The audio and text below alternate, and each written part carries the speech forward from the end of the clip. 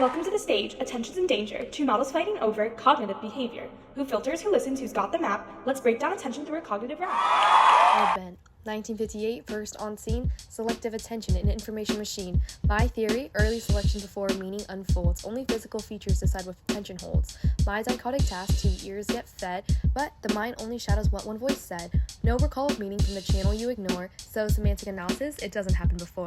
They can catch changes in volume like voice raised higher, but not the word meaning, no semantic fire. No language shift detected, no repeated phase recall, just physical cues survive, meaning never makes a call.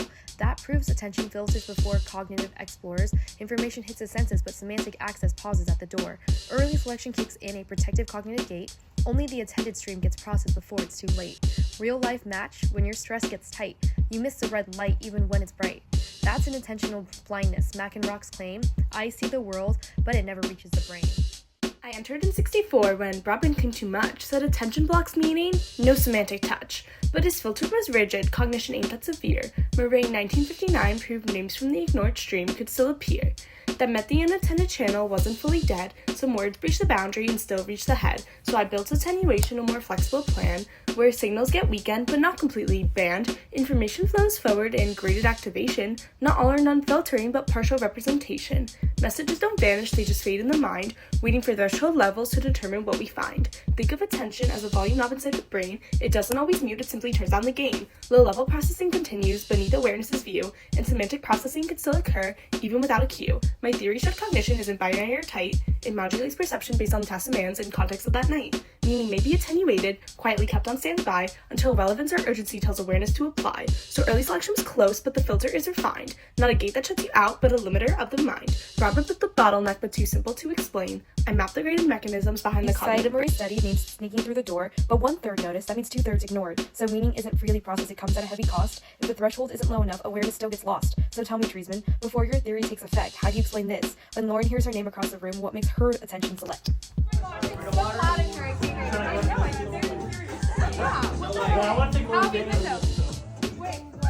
You asked how Lauren heard her name when attention wasn't set. The answer is attentional threshold. Semantic signals don't forget.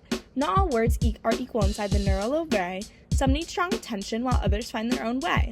High threshold words stay salient unless the attention is free, but low threshold words like your name bypass the gate with ease. They activate semantic networks even when focus is withdrawn because the brain tags them as personally relevant all along. That's exactly why my model explains what yours neglects. The cocktail party effect is evidence your theory rejects. Broadbent said meaning can't pass without attention's consent, but as our video proved, semantic activation still went. I ran the split sentence task back in 64. Two ears heard different halves, but meaning opened the door. Left ear got the start. I heard the bell, just a tease. Right ear hear the ending, ringing late in the breeze. And without being told, people switched to the other side. Their long-term memory guided them, letting context aside. That means attention didn't block meaning like Broadbent claimed. Semantic activation still occurred, even when the streams weren't named. They weren't following picture volume, the data was precise. They followed semantic coherence to complete the slice. If early selection was perfect, that would stay in one ear, but they followed message meaning, proving cognition interferes. Alright, I get it. I laid the groundwork, but time moves on. Attention research still keeps evolving. My spotlight's almost gone. Modern model stepped in with a whole new frame, so let me pass the mic and update the attention game. Kahneman, 1973, came in with a clue. Attention's not just a filter, it's a mental resource pool. When cognitive load is heavy, performance begins to fall, meaning effort and capacity regulate it all. Lavie, 2005, advanced even more. With perceptual load theory, distraction tied to cognitive core. High load protects attention, your focus stays tight, but low load leaves room for irrelevant sights. So attention ain't one gateway, it's flexible and dynamic, expand or contract with demand, sometimes subtle, sometimes frantic. My model set the roots, but new theories took the stage, so Treesman showed them how attention goes beyond 120A. Beyond the textbook models, attention's tested in the wild, where real world shows how cognition gets dialed. Schreier and Johnson 2001 put drivers on the phone. Even hands-free distractions slowed reactions when alone. They saw the traffic signals, but the action came too late. That's divided attention, cognitive load stealing fate. And bilinguals prove it further from another side. Marvin and Sperry 2003 showed meanings hard to hide. Dog and cane in Italian, different ears, different streams. Yet ERP scans detected semantic links behind the scenes.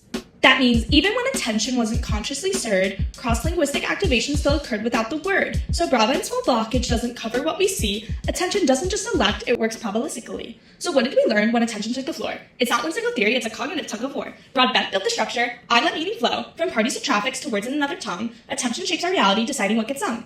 We don't see the word directly, it's a filtered point of view, because attention is the author of what becomes true.